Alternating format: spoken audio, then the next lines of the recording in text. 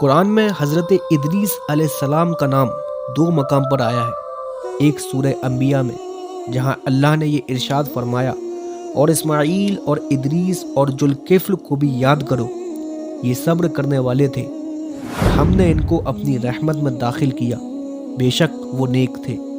دوسرے مقام سورہ مریم میں، جہاں اللہ پاک نے یہ فرمایا، اور کتاب یعنی قرآن میں ادریس کا بھی ذکر کرو، وہ نہایت سچے تھے اور ہم نے ان کو اونچی جگہ پر اٹھا لیا۔ حضرت ادریس علیہ السلام حضرت شیس علیہ السلام کی اولاد میں سے تھے۔ آپ بابل شہر یا مصر کے منفیس یعنی مناف میں پیدا ہوئے۔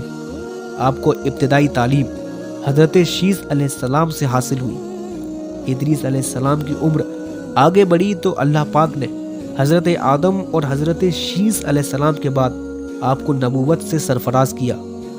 اللہ نے آپ پر 30 صحیفے نازل کیے تھے۔ انہوں نے لوگوں پر راہ ہدایت کی تبلیغ کرنا شروع کی، لیکن فسادیوں نے ان کی ایک بات نہ سنی۔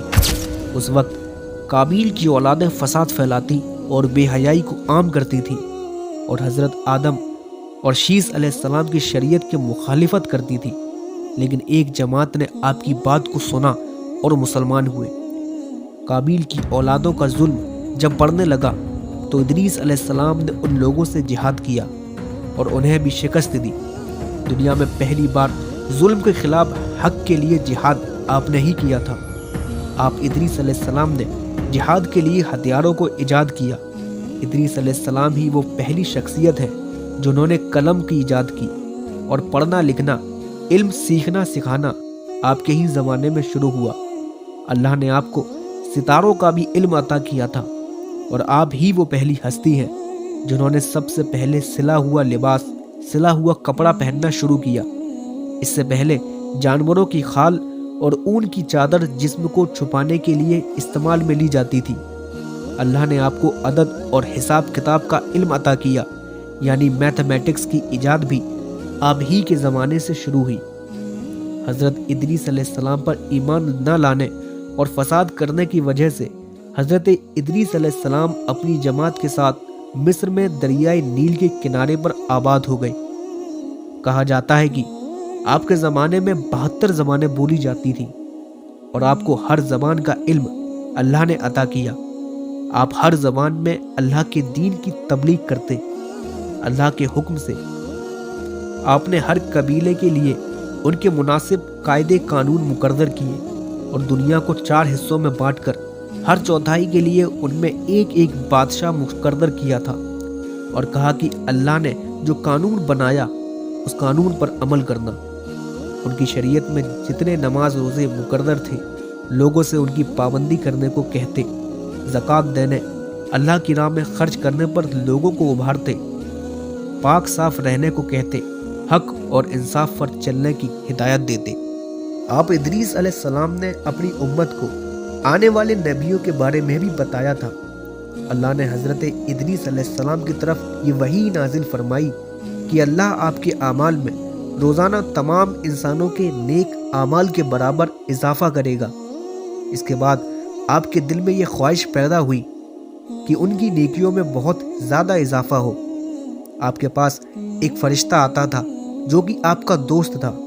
انہوں نے اس سے یہ کہا کہ میرے بارے میں موت کے فرشتے سے بات کرو، تاکہ مجھے دنیا میں رہنے کی اور مہلت ملے، جس سے میں زیادہ نیکیاں کر سکوں۔ فرشتے نے انہیں اپنے پروں پر چھپا لیا اور آسمان کی طرف چل پڑا۔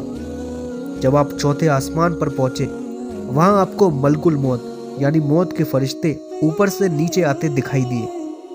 حضرت ادریس علیہ السلام کے فرشتے دوست نے ملک الموت سے اس معاملے میں بات کی جو آپ نے اس فرشتے سے کہی تھی۔ تو ملک الموت نے پوچھا کہ ادریس علیہ السلام ہے کہاں؟ تو فرشتے نے کہا وہ میری پیٹھ پر ہے۔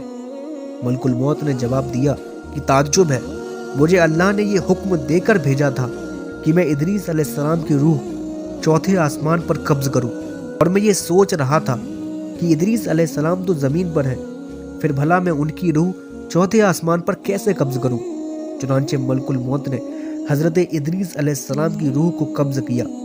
ایک روایت میں یہ بھی آتا ہے کہ ادریس علیہ السلام نے ملک الموت سے کہا کہ مجھے موت کا مزہ چکھنا ہے۔ اور مجھے جہنم اور جنت کی سیر کراؤ۔ پھر آپ کی روح کو قبض کیا گیا اور جہنم پھر جنت کی سیر کرائی گئی۔ آپ کو جنت کی نعمتیں اتنی پسند آئی کہ آپ کا جینا چاہا کہ آپ وہاں سے واپس جائیں۔ جب ملک الموت نے ادریس علیہ السلام سے واپس چلنے کو کہا تو آپ نے فرمایا کہ اللہ کا قانون ہے، ہر جاندار شے کو موت کا مزہ چکھنا ہے، جو کہ میں نے چکھ لیا۔ جہنم بھی میں نے دیکھ لی اور جنت بھی میں نے دیکھی۔ اللہ کا قانون ہے جو ایک بار جنت میں چلا جائے پھر وہ کبھی وہاں سے نہیں نکالا جائے گا۔ اس لیے جب تک مجھے پیدا کرنے والا میرا رب مجھے یہاں سے جانے کے لیے نہیں کہے گا، میں یہاں سے نہیں جاؤں گا۔